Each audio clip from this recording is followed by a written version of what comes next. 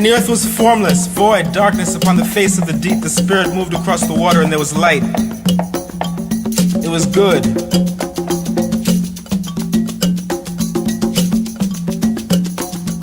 Are not princes, kings, ancient and honorable, neither sword nor spear dispersed into the four corners of the earth? For the sickles, for the mattocks, for the forks, for the axes.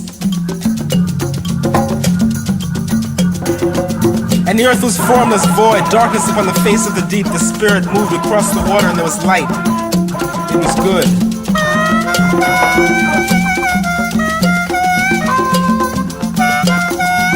And the earth was formless, void, darkness upon the face of the deep. The Spirit moved across the water and there was light. It was good.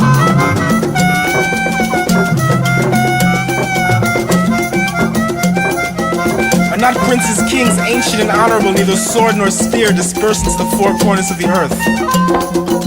For the sickles, for the mattocks, for the forces, for the axes. My name is Karen Bystedt. I'm an artist, photographer. I've been taking pictures for a long time. When I was a student, I came up with this incredible idea, and maybe a foolish idea, which I turned into reality, about doing a book on male models called Not Just Another Pretty Face. And while I was perusing GQ magazine, I happened upon a beautiful fashion shot of Andy Warhol draped by other models as a model, and I thought, wow, it would be really cool to photograph Andy as a model and put him in my book on the top male models.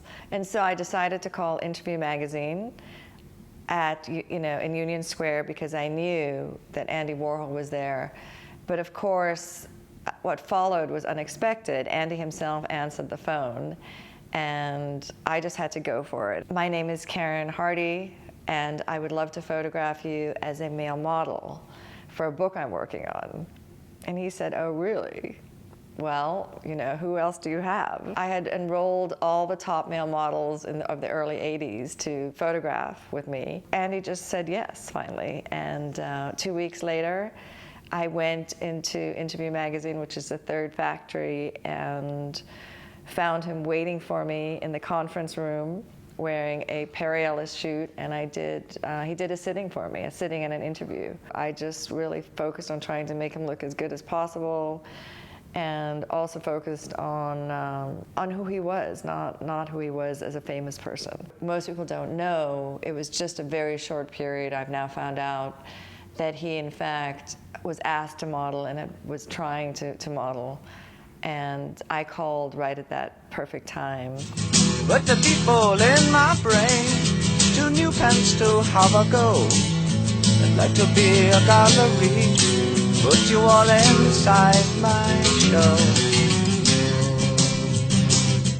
So now fast forward over 25 years later, all of a sudden I felt this compulsion to look for the negatives. After searching for a week and a half, I did find them in an old corrugated box in a garage by the farmer's market in Los Angeles. Luckily, there were 10 negatives out of 36 that I managed to find.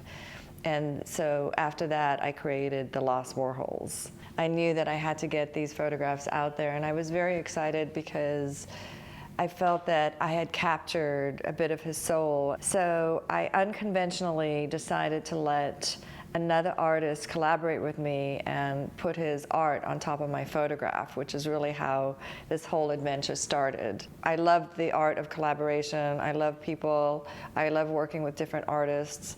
And I think Andy's spirit has been guiding me, and I think he would love this. He would love to have his image be brought to the forefront of what's going on in art today, and all the different beautiful interpretations that are happening.